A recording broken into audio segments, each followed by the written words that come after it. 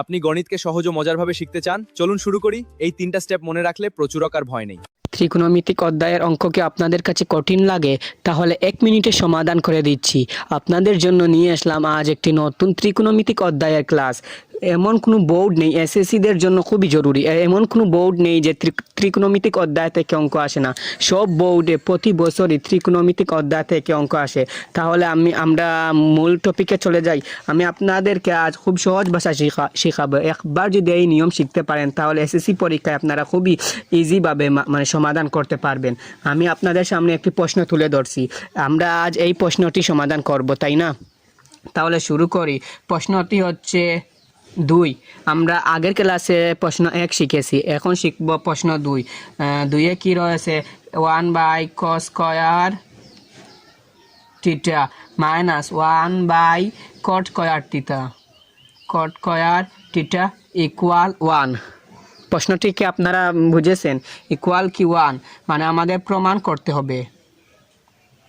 প্রমাণ করো। তাহলে আমরা কি জানি? প্রমাণ বা সমাধান করতে যদি বলে, প্রমাণ বা দেখাও যদি বলে, তাহলে কি করতে?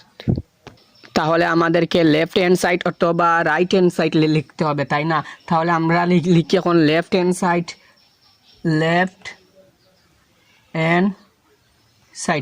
সাইডে কি রয়েছে? 1/cos square theta minus 1/cot square theta, তাই না? তাহলে আমরা কি জানি? আমাদের এখানের মধ্যে যে কোনো একটিকে সূত্র ফেলতে হবে। আমরা আগের পর্বে কি শিখেছি? যে কোনো দুটিকে নিচের যে কোনো দুটিকে সূত্রে ফেলতে হবে। আর আজ আমরা শিখব যে নিচের যে কোনো একটিকে সূত্রে ফেলে অঙ্ক করতে হবে। তাহলে আমরা কি জানি? আমরা cos স্কয়ারের সূত্র জানি, cos স্কয়ারের সূত্র জানি, cot স্কয়ারের সূত্র জানি। আমরা cot স্কয়ারের সূত্র দিয়ে অঙ্ক করব। আমরা জানি কি? তাহলে আমরা এটিকে সূত্র ফেলবো। তাহলে এটি যেমন আছে তা তেমন লিখে নেই। মাইনাস 1/cot স্কয়ারের সূত্র কি? আপনারা যারা সূত্র পারেন না, আমি আগে একটি ফেসবুকে পোস্ট করেছি, আপনারা সেই সূত্র শিখে নেবেন। কি জানি? cos square A by sin স্কয়ারে। তাহলে আমরা আগের মতো লিখে নেই cos স্কয়ার থিটা যে minus cos square theta minus 1। এখানে 1 রয়েছে 1। আর আমরা জানি মেইন ভাগ, এটি মেইন ভাগ, তাই না? তাহলে মেইন ভাগ গুণ হইয়া উল্টে যাবে, মানে sin স্কয়ার থিটা যাবে উপরে, cos স্কয়ার থিটা আসবে নিচে। তাহলে গুণ দেই sin স্কয়ার থিটা কি? sin square theta by cos square theta, তাই না? তাহলে আমরা খুব সহজ ভাষায় আরও একটি অঙ্ক শিখে নিলাম। তাহলে আরও আমরা করি এখন। তাহলে এখানে যেমন আছে তেমন লিখে নিবে cos স্কয়ার থিটা মাইনাস, তাহলে এই 1 আর এই 1 কাটাকাটি যায় না?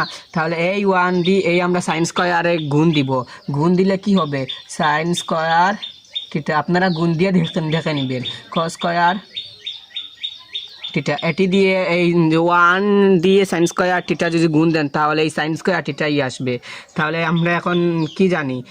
আমরা এখন এখান থেকে লসাগু নিব। এই যে cos স্কয়ার থিটা আর cos স্কয়ার থিটা লসাগু নিলে কি হবে? cos square theta. আর এই cos স্কয়ার থিটা দিয়ে এই cos স্কয়ার থিটা কাটাকাটি রইবে কি? 1। আর এখানে মাইনাস আছে, মাইনাস এই cos স্কয়ারে কাটাকাটি রইছে কি?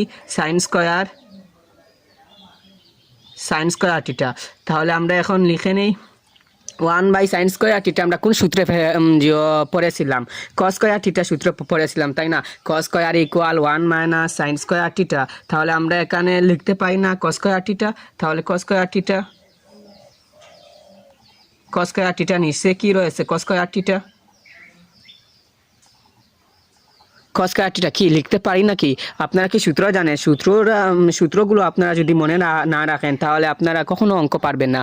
আগে আপনারা সূত্রগুলো শিখে নেবেন। তাহলে আমরা এই যে cos স্কয়ার থিটা কাটাকাটি কি রয়েছে? 1, তাই না?